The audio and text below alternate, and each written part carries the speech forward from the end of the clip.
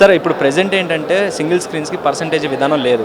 So దానికి percentage విధానం కావాలి ఉంటే సింగిల్ స్క్రీన్స్ బాగుపడితే థియేటర్లు మూతపడవు అంటున్నారు. సో దానికి సంబంధించి ఏం చెప్తారు సార్ అసలు? సార్ సింగిల్ స్క్రీన్స్ అనేటి ఆల్మోస్ట్ ఇప్పుడు ఎగ్జాంపుల్ చెప్తున్నా, సికింద్రాబాద్లో 9 థియేటర్స్ అంటే లాస్ట్ 2-3 ఇయర్స్లో నర్తకి, ఓకే, చిత్రాని, రాజేశ్వరి, సురేష్, అలంకార్,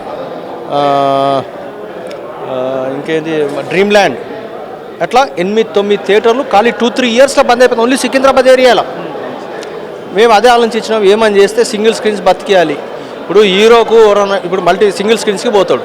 హీరో పెద్ద సినిమా రిలీజ్ అయినప్పుడు పేపర్లు ఎగరేస్తారు, మా థియేటర్లో ఎగరేస్తారు, మా థియేటర్లో కట్అవుట్ కడతారు, మా థియేటర్లో సీట్ల మీద దుంకుతారు. అదే ఐమాక్స్లో దుంకుతారా? దుంకరు. హీరోలకు ఏడికేలు వచ్చింది, హీరోయిజం ఏడికేలు వచ్చింది, మా సింగిల్ స్క్రీన్ స్కేలే వచ్చింది హీరోయిజం. అది ఆ హీరోయిజం హీరోలు కూడా చూసుకోవాలి. అరే పాపం సింగిల్ స్క్రీన్స్ తోటే మేము ఇంత పెద్దగా అయినాము, ఇన్ని యాక్షన్ చేసినాము, ఇంత పెద్దగా ఇంకా బతుకున్నారు. ఒక్కొక్క ఇవాళ థియేటర్ వాల్యూ 100 crores ఉంటుంది, ఫిర్బీ సింగిల్ స్క్రీన్ నడిపించుకుంటారు. అదే వాళ్ళు గోదాంకి ఇచ్చారు అనుకో, వానికి 30-35 lakhs రెంట్ వస్తుంది. కానీ వాళ్ళు ఇలా 10-12 lakhs అని, ఎందుకంటే ఒక పేరు, ఒక థియేటర్ ఉండాలి అట్లా అని చెప్పి అందరూ ఒక యూనిటీ అయ్యి. ఇప్పటిసంది కాదు, 2008 నుంచి ఉన్నది. కేఎస్ రామారావు కూడా లెటర్ రాసిచ్చిండు 2008లో పర్సంటేజ్ సిస్టమ్ అని.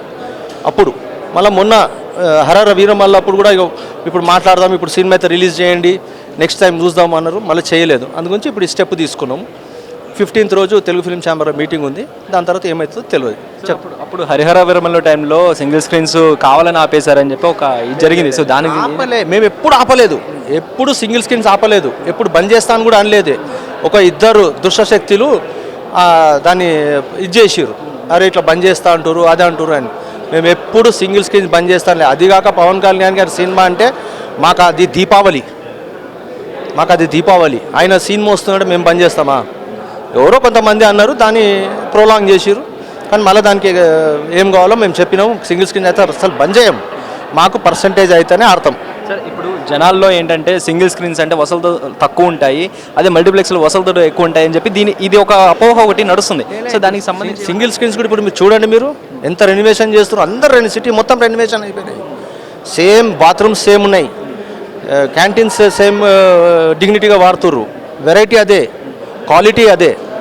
బట్ కొంతమంది యూజ్ చేస్తారు. అదే మాకు పర్సంటేజ్ సిస్టమ్ వచ్చిందనుకో, ప్రొడ్యూసర్ పోయి గల్లా పట్టుకొని అడగొచ్చా, నీ థియేటర్ బాగాలేదురా బాయ్, ఎందుకు ఇవ్వాలి నీకు పర్సంటేజ్ అని అడగొచ్చు.